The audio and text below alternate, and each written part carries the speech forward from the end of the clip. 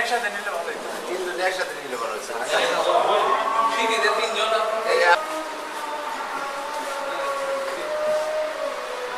2023 সালের ডিসেম্বর মাসে আব্দুল মন্নাস নামে এক ব্যক্তি সে অটোরিকশা চালাতো, ব্যাটারি চালিত ভ্যান চালাতো। সে 23/12/2023 তারিখে ভ্যান নিয়ে প্রতিদিনের ন্যায় বের হয়ে যেয়ে নিখোঁজ হয়।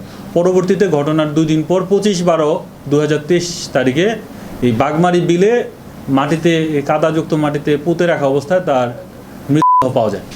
এই ঘটনার পরবর্তীতে এই বাদীর যে স্ত্রী, ভিকটিমের স্ত্রী আসমা আক্তার বাদী হয়ে নকলা থানায় একটা হত্যা মামলা রুজু করে। মামলাটা থানা পুলিশ 6 মাস তদন্ত করে 5 জন সন্দিগ্ধ আসামিকে গ্রেপ্তার করে, কিন্তু মামলার মূল রহস্য উদ্ঘাটন না হয় পুলিশ হেডকোয়ার্টারের নির্দেশে মামলাটা পিবিআইতে তদন্ত আসে। পরবর্তীতে প্রায় দীর্ঘ 2 বছর পিবিআই এই মামলাটা নিয়ে কাজ করে এবং এই বর্তমান সময়ে এই রিসেন্টলি আমরা আমাদের যে তদন্তকারী কর্মকর্তা সাব ইন্সপেক্টর জাহাঙ্গীর, সে তথ্য প্রযুক্তির ব্যবহার, ম্যানুয়াল সোর্স এবং তার কর্মদক্ষতার মাধ্যমে এই মামলার মূল রহস্য উদ্ঘাটন করতে সক্ষম হয়। আমরা এই মামলায় মূলত এই আগে 5 জন সন্দিগ্ধ ব্যক্তি ছিল, তাদেরকে আমরা বিভিন্ন সময় জিজ্ঞাসাবাদ করেছি।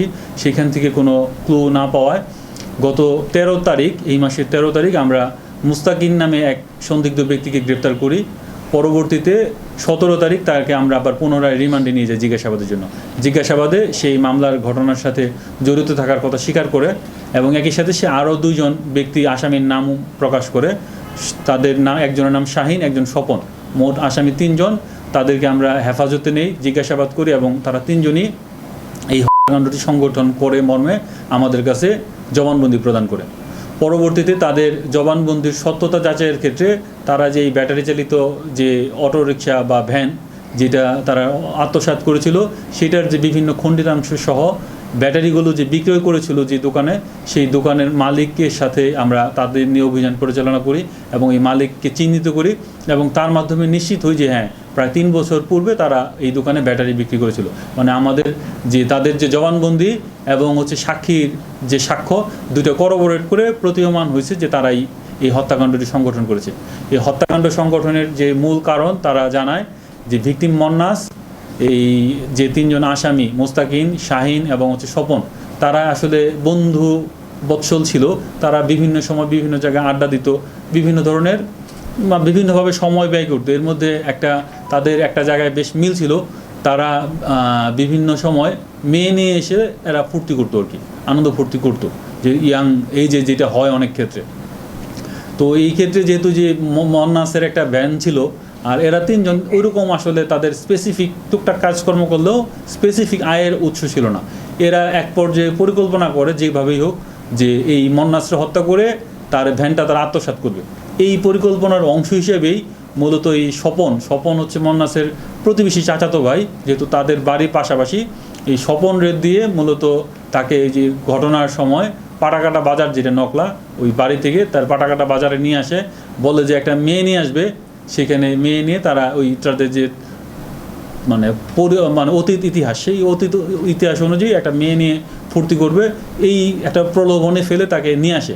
সন্ধ্যার দিকে নিয়ে আসার পর তারা ওইখানে যে মোস্তাকিন এবং শাহিন ছিল, এই 3 জন আসামি এবং এই ভিকটিম, এরা একত্রে চাটা খেয়ে সময় পার করে রাত 10টা পর্যন্ত। এক পর্যায়ে স্বপন বলে যে মেয়েটা চলে আসছে, বাগমারি বিলের এখানে চলে আসছে, আমাদের এখনই যেতে হবে। তখন তারা এই মন্নাসের ভ্যানে করেই এই 3 জন আসামি ওই বাগমারি বিলের দিকে যায়। বিলের কাছাকাছি যাওয়ার পর এই মন্নাস পার্শ্ববর্তী ওখানে একটা বাড়িতে ভ্যানটা তালা দিয়ে ঘটনাস্থলে পৌঁছানোর সাথে সাথে তাদের যে পূর্ব পরিকল্পনা সেই মোতাবেকই মোস্তাকিন এই ভিকটিম মন্নাসের গলা পেঁচেই ধরে হাত দিয়ে এবং বাকি 2 জন এদের এলোপাথারি কিল ঘুষি মারতে থাকে। বাত ব্যথা, প্যারালাইসিস কিংবা আর্থ্রাইটিস, আধুনিক প্রযুক্তি ও অভিজ্ঞ বিশেষজ্ঞদের সমন্বিত চিকিৎসার নির্ভরযোগ্য নাম ডিপিআরসি। এক পর্যায়ে মন্নাস ওখানে মৃত্যুবরণ করে। মৃত্যুবরণ করার পর তারা এই লাশটাকে গোপন করার জন্য ওখানে যে কাদাযুক্ত মাটি এবং কচুরিপানা এই দিয়ে লাশটাকে ওখানে ঢেকে রেখে চলে আসে এবং তার যে অটোরিকশা বা ভ্যান গাড়ি, সেটারে তারা খণ্ডে বিখণ্ডে ভাগ করে পার্শ্ববর্তী রাস্তার পাশে পলিথিন দিয়ে সেটাকে মুড়িয়ে চলে আসে ওই দিনের মতো। পরদিন সকালে ভাঙ্গারির লোকের কাছে যে লোহার পার্টস বডিগুলো আছে, এগুলো তারা 8,000 টাকায় বিক্রি করে দেয়।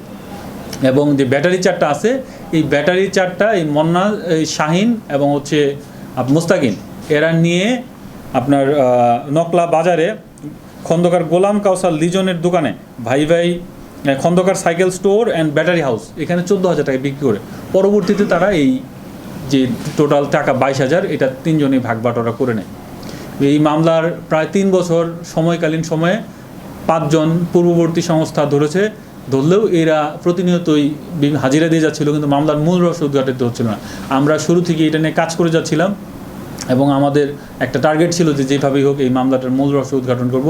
এরই ধারাবাহিকতা 3 বছর পর আমরা 3 জন আসামি শনাক্তপূর্বক ধরতে সক্ষম হই এবং যারা 3 জনই আমাদের কাছে স্বীকার করছে যে তারা এই ঘটনা হত্যাকাণ্ডটি সংঘটিত করেছে এবং আমরা অতি দ্রুত সময়ের মধ্যেই তাদেরকে বিজ্ঞ আদালতে প্রেরণ করব।